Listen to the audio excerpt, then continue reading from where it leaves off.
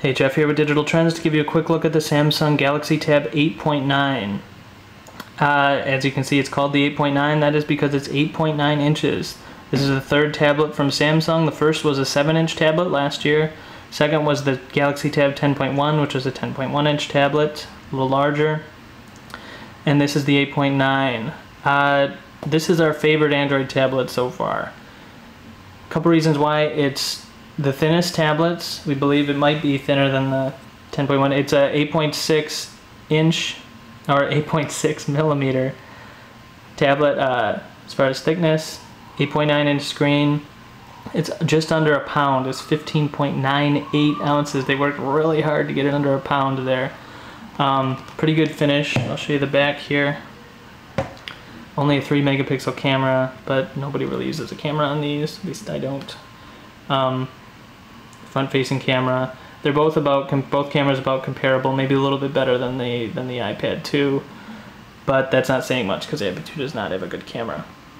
So the reason why we like this 8.9 inch format is partially just usability. It's just small enough to actually be able to type. This is Samsung's custom keyboard, to be able to type and use thumb typing. If you go to a 10.1 inch tablet, which I'll show you. This is the Motorola Zoom.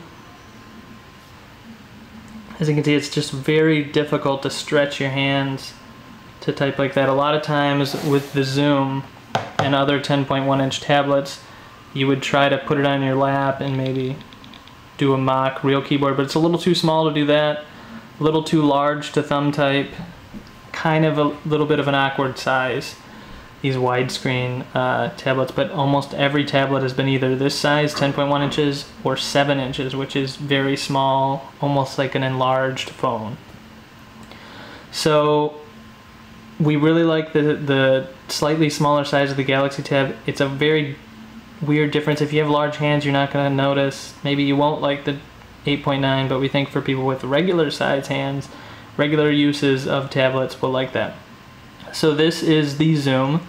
So this is what Android Honeycomb looks like, Google's tablet operating system. It looks very Tron-like, very dark. Here's the apps. So you just saw that. I'll show you before I switch, real quick comparison of size. Zoom is about twice as thick, about a ½ inch taller, about an inch longer. So not a whole lot of size difference, but when you're holding it, the £1.5 weight of the Zoom it's not that much. I mean, it's not heavy per se, but it does get a little awkward due to its length when you're trying to use it. That just doesn't happen as much with the 8.9. Maybe there's another magical size, we haven't seen it yet, but we really like the 8.9 inches. It has the same resolution, same stats as almost every Android device, including the Zoom there. It's got a dual-core 1 GHz processor, Gig of RAM, 1280 by 800 screen, so you don't sacrifice anything for the 8.9 inch size.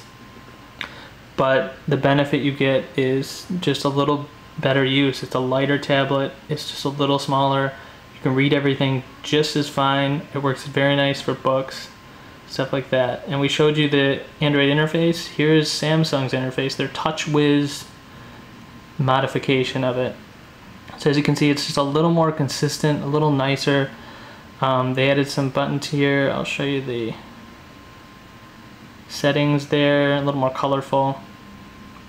It has a very good battery life thanks to their power saving mode, which won't be activated here, but it works very well. We only need to charge it maybe once on light use, maybe once even a week.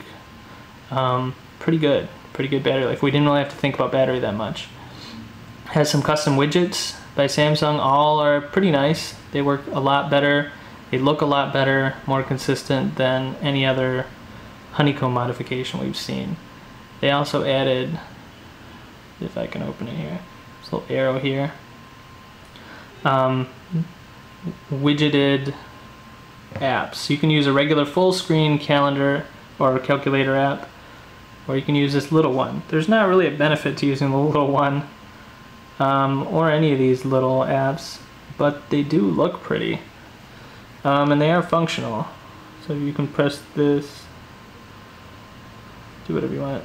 I'll show you the full screen calculator app.